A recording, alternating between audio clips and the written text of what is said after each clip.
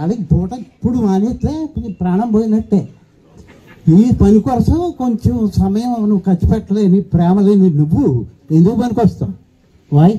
Why you live for? What's the reason you live? Who made you to live in this world as long as you live? కాబట్టి ఆ ప్రాణం okay మీ అంటే దయచేసి కొంచెం సహించుకోండి. I know my conscious, I have sense. నాకు చెప్పారు ప్రార్థన చేయండి అన్నారు, నాకు టైం ఇవ్వాలి. I have to speak. I'm a relative of this man. You see, you must give me time, you must bear me what ever I say, not prayer. Prayer may do some pray that.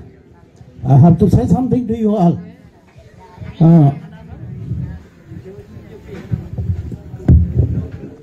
Sir, I am not dishonoring the president of the meeting. This is my way always, which I live. I have to say something to you. John chapter 13. Verses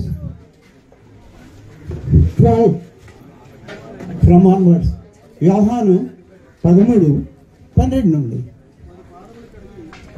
ఎవరో పాదాలు కడుగుతున్నారట. ఆ వస్త్రాలను వేసుకున్న తర్వాత పై వస్త్రం కూర్చుండి, నేను మీకు చేసిన పని మీకు తెలిసినదా? ఎవరండి? బోధకుడనియు ప్రభువనియు మీరు నన్ను పిలుచుతున్నారు. నేను హుయమాయ్, నేను ఎవరినని యేసుప్రభు చెప్తున్నారు? బోధకుడినని, టీచర్ అని చెప్తున్నాడు ఆయన, మాస్టర్ అని చెప్తున్నాడు ఆయన. కాబట్టి మీరు ఎలాగ పిలవటం నన్ను న్యాయమే. I ask this young man, who am I, నేను ఎవరయ్యా? అంటే అంకుల్ అంకుల్ ఈ రోజు అంచేత నేనెవరో ఆయన చెప్తున్నాడు. ఆ తల్లి సహోదరుడు నేను రెండో వాడిని. ఇంకొక ఆయన ఉండేవాడు, నా తాను హైట్ అని, హేమంత్ కుమార్ అని. ఫస్ట్ చార్లెస్ గారు, అప్పుడు తర్వాత మా పెద్దక్క లిల్లీ పుష్పం. ఇప్పుడు లిల్లీ పుష్పం తర్వాత మా చిన్నక్క రతన్ రాణి, చింత ఎలిజబెత్ ఆవిడ పేరు.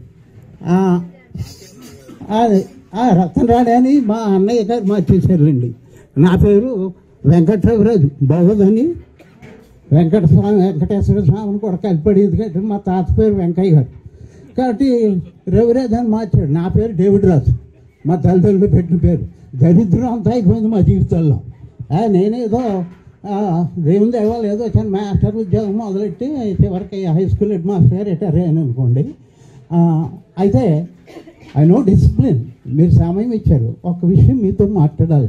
You are all great people, you are all the servants of the Lord, the men of God. ఏమని మనకు పేరు?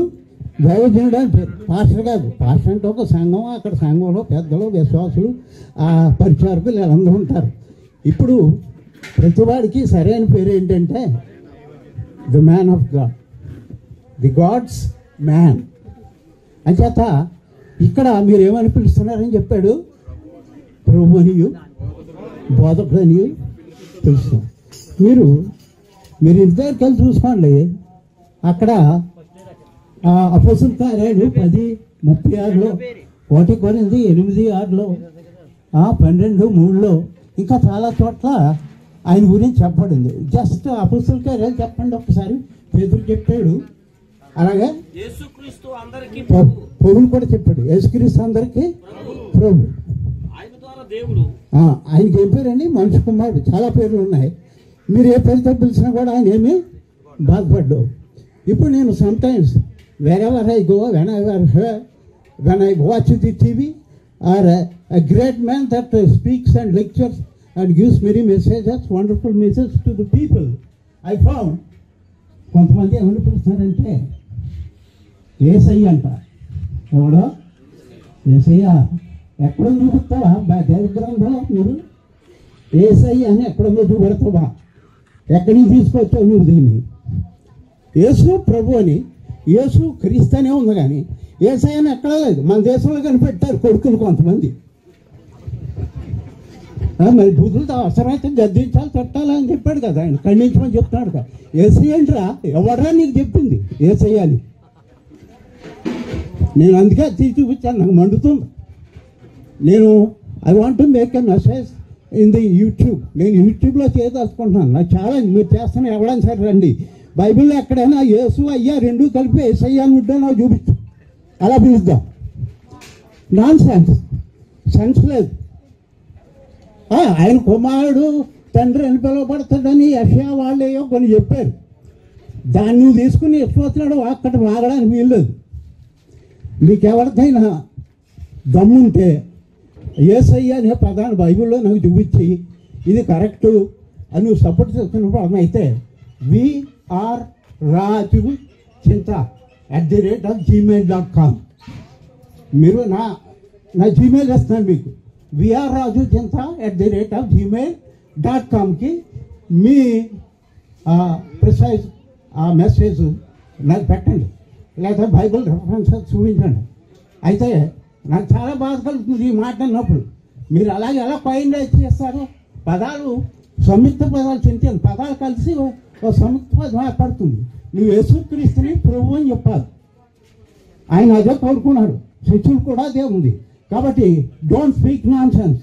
మీరు ఒకవేళ నా మాట వల్ల మీకు బాధ కలిగితే యేసు ప్రభు కూడా ఏం బాధపడతాడో ఎలాగంటాడు. నువ్వు పెద్ద పెద్ద ప్రీచర్స్ అయిన వాళ్ళు కూడా ఇదే మొదలెట్టారు ఏసయ్య నాన్ సెన్స్. మీరు ఏదో కొన్ని రకాల మిషనరీస్ ఉన్నారు, బైబిల్ మిషన్ అని రకరకాలు ఇవన్నీ వస్తూ ఉన్నాయి. ఏంటంటో వాళ్ళు ఇష్టం మాట్లాడుతూ ఉంటారు. తండ్రి లేడంట, కొడుకేనట, అన్నీ కొడుకేనంట. ఇంకా పరిశుద్ధాత్ముడు ఉండడు, తండ్రి ఉండడు, కుమారుడు అసలు ఉండడు. కాబట్టి మీరు దైవజనులు అయితే మీరు దైవ గ్రంథం చదవండి.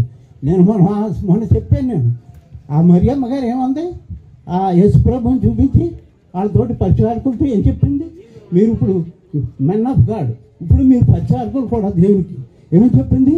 ఈయన చెప్పింది ఆయన ఏం చెప్తాడో అది మానేసి మీరు ఇష్టం వచ్చినట్టు తిరగండి. మీరు సువార్త చేయడం మన పని. అది నన్ను క్షమించండి. మరి ఒకవేళ వేరుగా మాట్లాడుంటే నన్ను క్షమించండి. నన్ను ప్రార్థన చేయమన్నారు, నేను ప్రార్థన చేయను. అది ఉదాహరణగా తీసుకో, కంపారిజన్గా తీసుకో. అయితే దాన్ని ఏదో మెటాఫోర్గా కనుక్కోపోని. మరి ఎప్పుడైనా ఎవరైనా పాదాలు అడిగాను, నీ భార్యను ప్రేమించి నీ అదో నీ మామగారు కాళ్ళు కడిగి మేమ కాళ్ళు కడిగి పని చెప్తాడంట. అది బాగా చూసుకుంటుందండి. నువ్వు ఎప్పుడైనా ఎవరి పాదాలు గడిగావా? యేసు ప్రభు గడిగాడు, అది ఎప్పుడు మనం చూసాము. కాబట్టి అక్కడ ప్రభు అని పిలుస్తున్నారు. ఆయన ప్రభు అని పిలవండి. అందరికీ ప్రభు ఆ పేరు తప్ప ఇంకో పేరు తెలుగు కానీ ఇది అయ్యి మాత్రం కాదు. కాబట్టి దేవుడు అనేవాడు ఒక్కడేం చెప్తారు. అయితే ఒకప్పుడు తండ్రి గాను, ఒకప్పుడు కుమారుడు గాను, ఒకప్పుడు పరిశుద్ధాత్ముడు గాను ఆయన ఉన్నాడు. మానవ జాతికి ఇలా తెలిసాడు ఆయన. కాబట్టి ఆయనకి ఇవ్వాల్సిన గౌరవాన్ని ఇవ్వకపోతే మీరు చేసే పరిచయం సరైనది కాదు. దయతో క్షమించండి. Thank you very much. అధ్యక్షులు గారిని క్షమించవలసిందిగా కోరుతున్నాను. Thank you.